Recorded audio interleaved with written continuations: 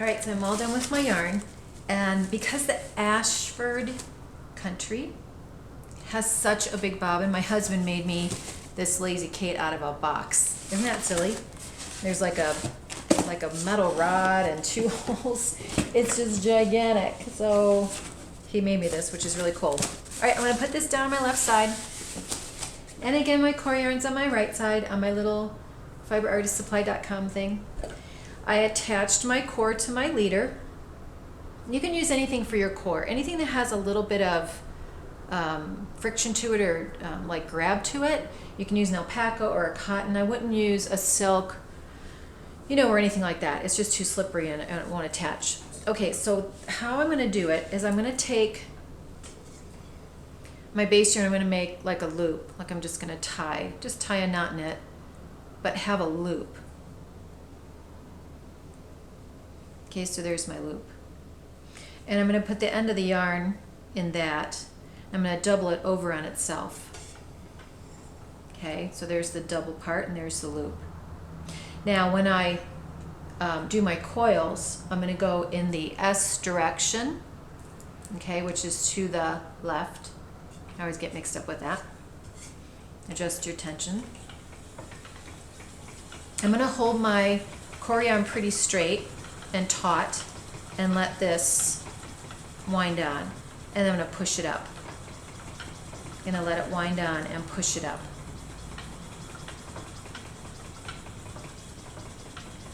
Okay, you may need to stop to let it pull in because it's going to get pretty thick. And again, if you don't make the the orange yarn or the I can't even think of what it is, too thick, then you won't need an orifice that's so big.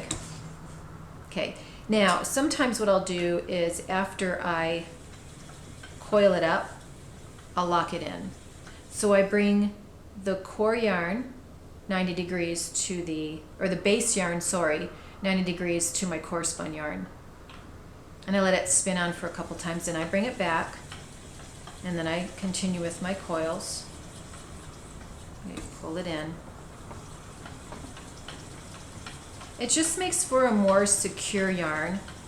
I'm going to turn it, lock it, turn it.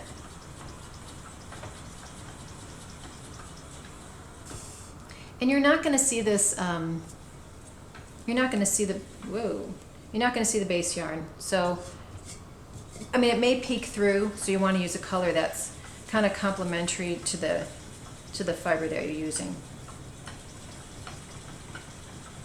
And then lock it and turn. Just go slow. Takes a little time to kind of get the hang of this. I think one of the biggest things is making sure you keep your base yarn taut and let this wind on. And I'm holding it at about a 45-degree angle. I mean, you can probably hold it at a 90. And you won't have to push it as much, but it doesn't really matter because you're going to be pushing it up and coiling it. And I'm going to lock it.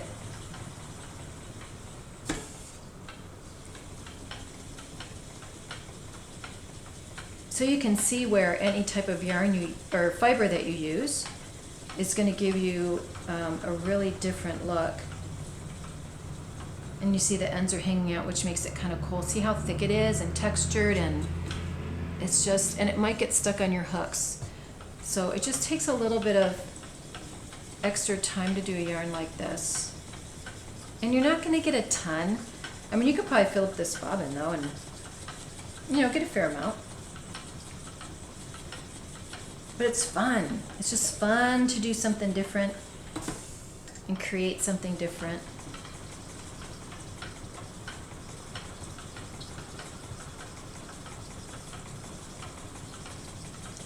And I have another video on how to make coils. I mean, it's exactly the same way. It's actually a coils made out of thick and thin, but it's the same technique.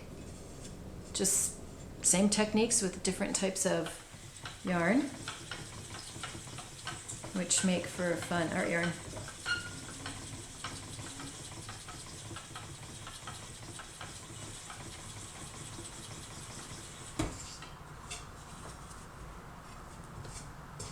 Now you can see if you have a smaller orifice, how you're going to have to shove it through the orifice. It's going to be difficult. I mean, I've done this on my Louis S10, and it was a little bit of a challenge. I had to really shove it through. But I like to make my yarns kind of thick. I like to core spin thick and airy. So the more you fluff up that yarn, the more you fluff up the locks to core spin, you're going to get more air. And you're going to get a thicker core spun yarn. But you could do this with a thinner yarn. It just may look different. That's the fun of it. I'm on Facebook. It's Camaj Handspun Yarns with an S. You can find me on Facebook. If you do make this yarn, put a picture on Facebook and put a link to the video, because I always love to see what people do with the techniques, because everybody's turns out a little bit different, and that's what's so cool about seeing what everybody else can do and does. And I love that you watch my videos and try my techniques. It's fun.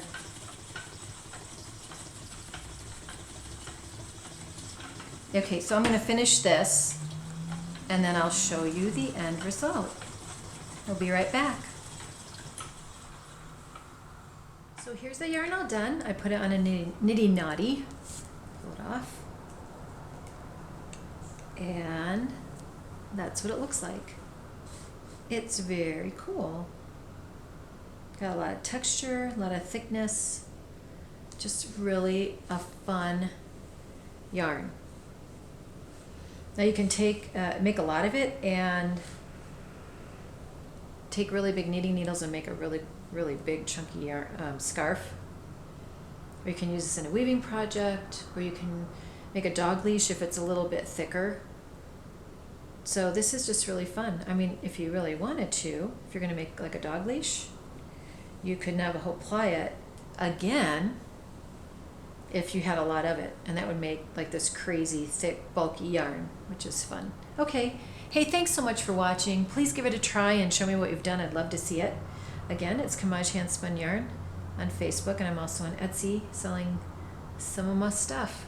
All right, happy spinning. Thank you.